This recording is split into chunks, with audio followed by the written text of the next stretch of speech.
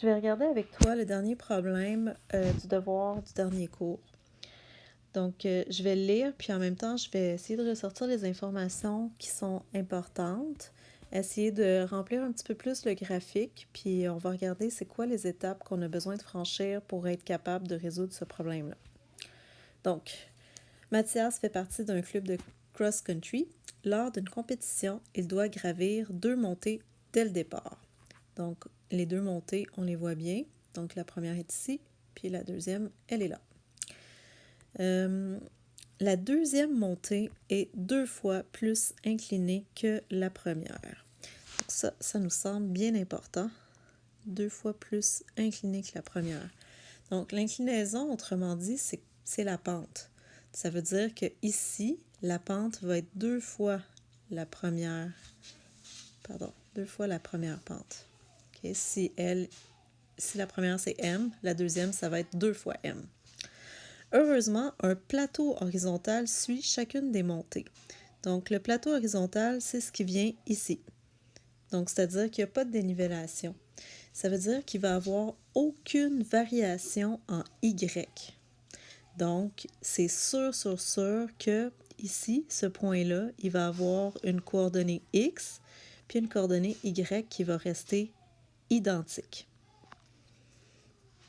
Ensuite, le premier plateau a 500 mètres de longueur. Donc ça, c'est notre indice. Fait que, sur la longueur du plateau, je vais juste enlever ma petite flèche ici. Puis, on sait que... Ça sera pas bien long. Okay. On sait que ça mesure 500 mètres. Donc, sur les X, ça va augmenter de 500 mètres. Donc, ça va te permettre de trouver exactement la coordonnée qui est là. Puis, tu auras un point qui va être connu. Le début du parcours est représenté dans le plan cartésien ci-contre, gradué en mètres. Quelle est la distance parcourue par Mathias lors de la deuxième montée au 10e près? Donc, à la toute fin, il va falloir qu'on calcule c'est quoi la distance. Puis bon, on a appris la distance que ça se faisait avec une formule là, qui est en fait celle de Pythagore.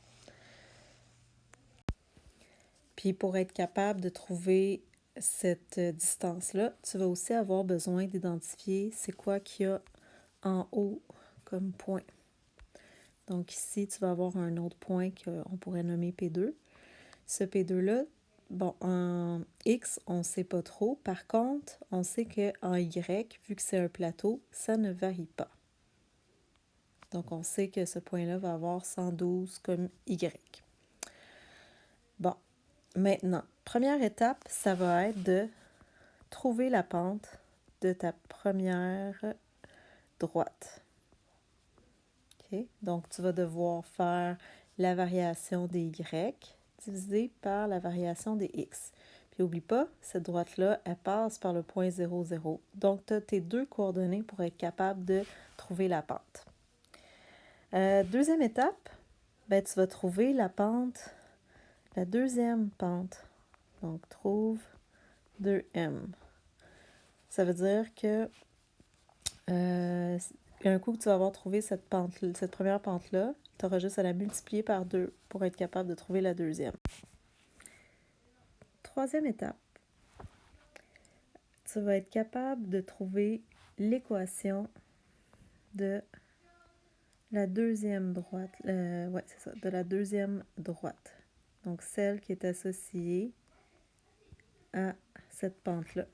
Parce que tu connais la coordonnée P1, que je vais te laisser calculer toi-même. Donc, avec cette coordonnée-là, puis la pente, tu vas être capable de trouver c'est quoi le B. Donc, dans l'équation, là, Y égale mx plus B. Ensuite, quatrième étape, tu vas devoir trouver c'est quoi la coordonnée qui manque ici, à P2.